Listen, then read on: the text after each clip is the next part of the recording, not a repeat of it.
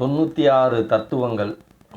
அந்த 96 தத்துவங்களில் பிரபஞ்சம் அதை பற்றி நம்ம பார்க்க போகிறோம். இந்த பிரபஞ்சத்தை பற்றி நிறைய விஷயம் நமக்கு தெரியும், தெரியாத விஷயங்கள் சில இருக்குது.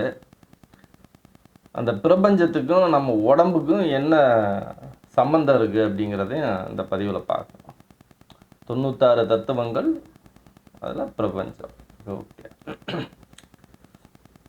பொதுவாகவே நம்ம சூரியனை சுற்றி இந்த கிரகங்கள் இருக்குது. இது ஒரு சூரிய மண்டலம்னு சொல்கிறோம். இந்த சூரிய மண்டலம் மாதிரியே தெரிஞ்ச விஷயத்தை தான் சொல்கிறேன். முதல்ல சூரிய மண்டலம் மாதிரியே இன்னும் நிறைய நட்சத்திரங்கள் இருக்குது.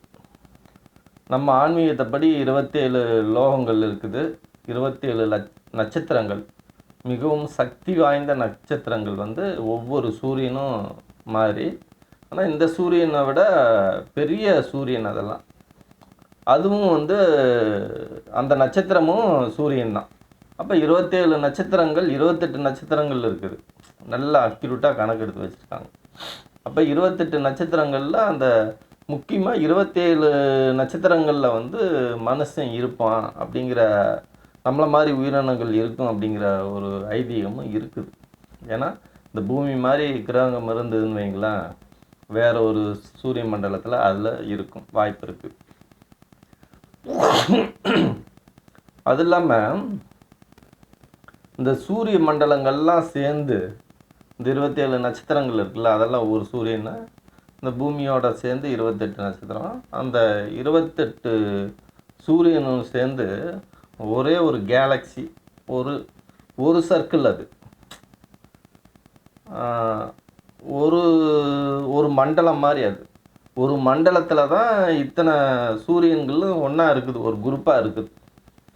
அப்போ இந்த குரூப்பு மாதிரியே இன்னும் நிறையா கணக்கிலே இல்லாத அளவுக்கு நிறைய நட்சத்திரங்கள், நிறைய சூரிய மண்டலங்கள், அந்த குரூப்பு சூரியன் குரூப் மாதிரி 27 நட்சத்திரம் இருக்குல்ல, அதுபோல் நிறையா இருக்குது. அது எல்லையே இல்லை மனுஷனுக்கு அப்படிங்கிற வரைக்கும் பார்த்துக்கலாம். அந்த நவீன விஞ்ஞானத்தில் என்ன கண்டுபிடிச்சிட்டோன்னா, நிறையா ராக்கெட்டு அது இதுன்னு சேட்டலைட்லாம் விட்டு எங்கெங்கே எல்லாம் இருக்குது, எந்த அளவுக்கெல்லாம் நம்மளால் பார்க்க முடியுமோ, எவ்வளவு தூரம் முயற்சி பண்ண முடியுமோ முயற்சி பண்ணி நிறையா கேலக்ஸி இருக்குது. அந்த கேலக்ஸிங்கிறது பிரபஞ்சம். பிரபஞ்சங்கிறதே கேலக்சிக்குள்ளே தான் வரும். பிரபஞ்சங்கிறது கேலக்ஸி மாதிரி இருக்கிற நிறையா சூரிய மண்டலங்கள். அப்போ கணக்கிலே இல்லை, அதை விவரிக்கவே முடியாது. அது அவ்வளோ பெருசு, இது இவ்வளோ பெருசு, இப்படின்னா நம்மளால் கணக்கே போட்டு பார்க்க முடியாது. அவ்வளவு பெரிய பிரபஞ்சம். இது தெரிஞ்சது. தெரியாதது என்னென்னா, இப்போ நம்ம பகவான் இது வச்சுருப்பார், சங்கு சக்கரம். அந்த சங்கு சக்கரத்தோட வடிவமைப்பு பார்த்திங்கன்னா ஒரு கேலக்ஸியோட ஸ்டைலில் தான் இருக்கும். அந்த தோற்றமும் இறைவன் வச்சுருக்கிற அந்த சங்கு சக்கரமும் ஒரே மாதிரி தான் இருக்கும், அந்த சாயலில் தான் இருக்கும். அப்போ அப்படி ஒரு விஷயத்தை இதுக்குள்ளே கொண்டு வந்தாங்க. இது பகவானோட கட்டளைப்படி இந்த கேலக்ஸி இயங்கிட்டுருக்கு, அப்படி ஒரு அர்த்தமா அப்படின்னு கேட்குறேன். இல்லை, இன்னொரு விஷயம் என்னென்னா, பிளாக் ஹோல் அப்படின்னு சயின்டிஸ்ட் கண்டுபிடிச்சிருக்காங்க. அந்த ஹோலில் போயிட்டோம்னா திரும்ப வர முடியாது, எங்கே போகுதுன்னே தெரியாது. அப்படி அதுக்குள்ளே போனால் எதுவுமே திரும்பி வராது அப்படிங்கிற மாதிரியெல்லாம் சில விஷயங்கள் கண்டுபிடிச்சிருக்காங்க. இந்த கேலக்ஸியோட, இந்த பிரபஞ்சத்தோட, இப்போ தெரியாத விஷயம் சொல்கிறேன், இந்த பிரபஞ்சத்தோட ஒரே ஒரு ரகசியம் என்னென்னா, ஒரு வெற்றிடம்.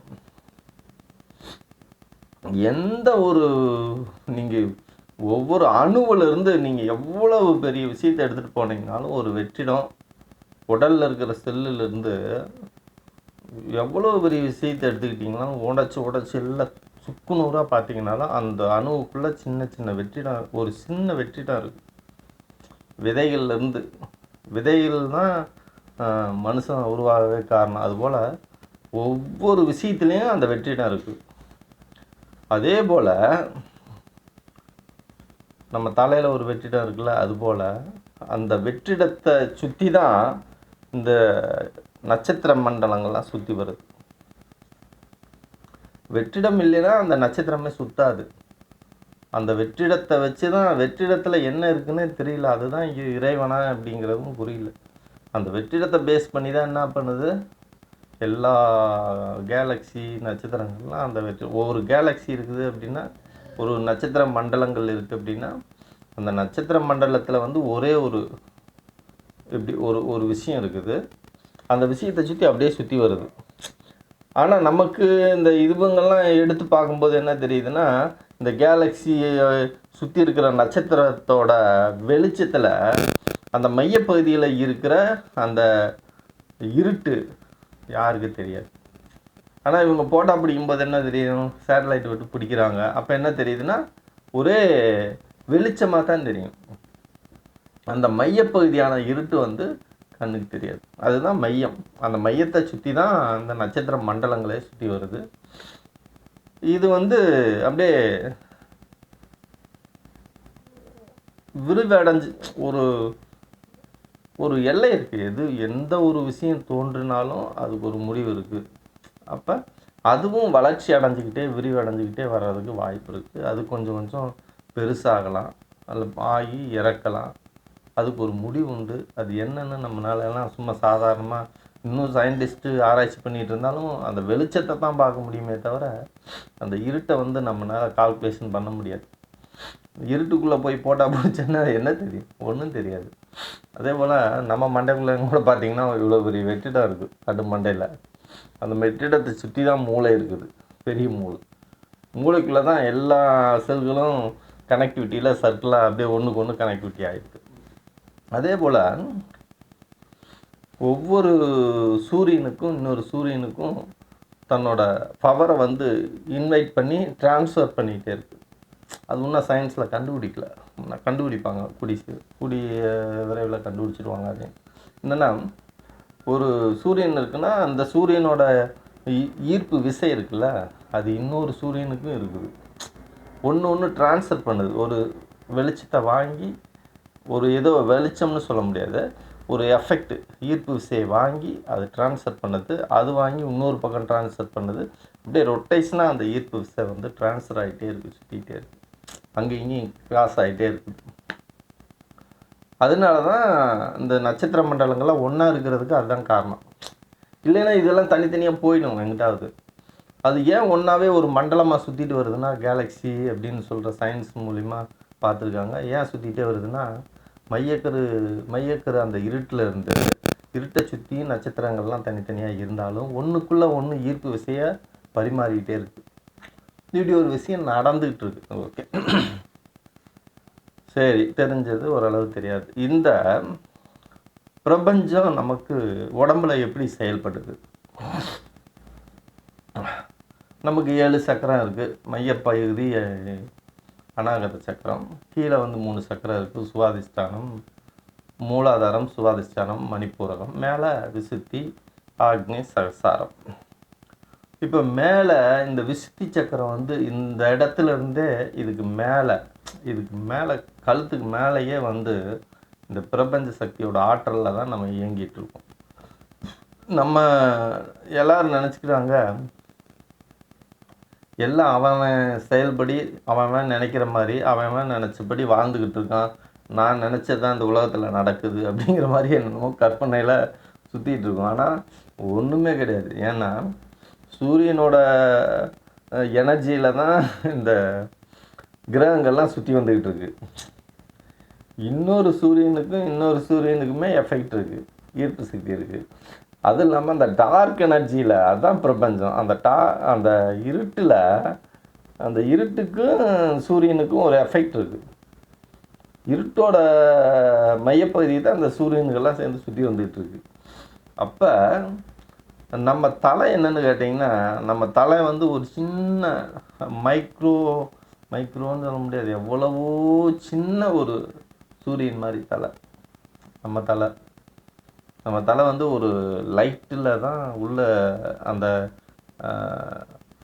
கரண்ட்டை அந்த ஈர்ப்பு சக்தி கரண்ட்டில் தான் செயல்பட்டுக்கிட்டு இருக்கு. ரொம்ப மைனூட்டான வோல்டேஜ்னு வச்சுக்கோங்க, இல்லாட்டி ரொம்ப குறுகிய ஒளியில் வந்து இது செயல்பட்டுக்கிட்டு இருக்கு. அப்படி தான் அதான் ஆன்மான்னு கூட நீங்கள் வச்சுக்கோங்க.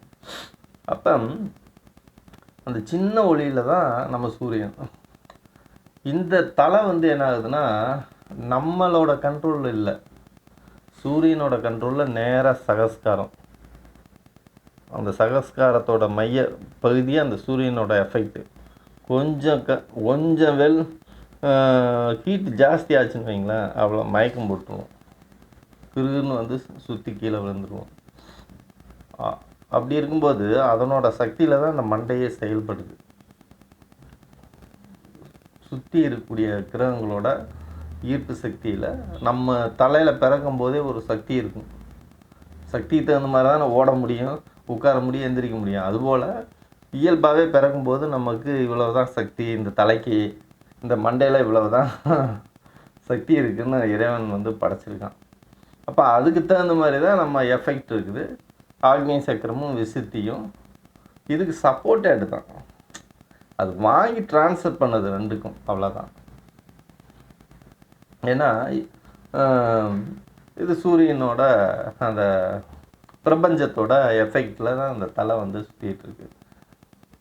அந்த ஈர்ப்பு சக்தியோட நம்ம எப்போ நம்ம உடம்புல அது குறைஞ்சிக்கிட்டே போகுதோ, அந்த ஈர்ப்பு சக்தி குறையும் போது நம்ம மரணம் நம்ம கன்ஃபார்ம். சரி, அவ்வளோதான், நமக்கு இயங்கு சக்தியே இல்லை. அந்த இயங்கு சக்தியோட பேட்டரி தீர்ந்து வச்சு ஆல் அவுட். அந்த ஈர்ப்பு சக்தி நமக்கு எவ்வளவுக்கு இருக்குதோ அவ்வளோ தூரம் இருக்கலாம். ஒரு கல்லுக்கு உண்டானது தான் நமக்கும், ஒரு மரத்துக்கு உண்டான ஈர்ப்பு சக்தி தான் நமக்கும். ஆனால் வெவ்வேறு ஈர்ப்பு சக்தியோட பலம் வந்து வெவ்வேறையாக இருக்குது. ஒரு கல்லெல்லாம் ஒரு இடத்துல கிடக்குது, பல 100 ஆண்டுகள், பல வருஷங்கள், 500 ஆண்டும் கூட ஒரு பாறை அப்படியே இருக்குது. நீ அப்படியே அசைவற்று கிடந்தீங்கன்னா உனக்கு ஒரு ஈர்ப்பு சக்தி இருக்கும்.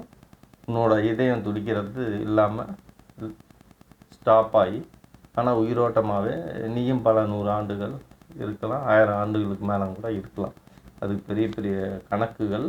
அந்த 96 தத்துவங்களை முழுசாக நீங்கள் தெரிஞ்சுக்கும் போது அந்த விஷயத்தை வந்து நீங்கள் உணர்வீங்க. இப்படி தான் நம்ம பிரபஞ்சத்துக்கும் நமக்கும் ஒரு கனெக்டிவிட்டி இருக்கும். சில பேர் சாகும்போது பார்த்தீங்கன்னா மேலேயே பார்த்துக்கிட்டு இருப்பாங்க. வயசானவங்களாம் பார்த்தீங்கன்னா மேலேயே பார்த்துட்டு இருப்பாங்க. என்னடா மேலே பார்க்குற, ஒன்றும் இல்லைம்பாங்க. ஏன்னா சொல்ல முடியாது. அந்த மேலே பார்த்துக்கிட்டு இருந்தால் கொஞ்சம் இது அவ்வளோதான், ஒரு அந்த உயிரோட்டம் கொஞ்சம் நமக்கு தாக்கு பிடிக்கும். கீழே இருக்கணும்னா கேரியாக இருக்கும், அதுதான் விஷயம். மேலே பார்த்துக்கிட்டு இருந்தால் கொஞ்சம் ரிலாக்ஸ். நம்ம எப்படி சாஞ்சு உட்காந்துருக்குறோம் அதுபோல் பிரபஞ்சத்துக்கும் தலைக்கும் தான் கனெக்டிவிட்டி இருக்குது. அந்த இருட்டிலிருந்து சூரிய மண்டலங்கள் சுற்றி வருது. சூரியனை போல் நம்ம தலையும் ஒரு மெல்லிய சூரியன். நன்றி. அடுத்த பதிவில் சந்திக்கலாம்.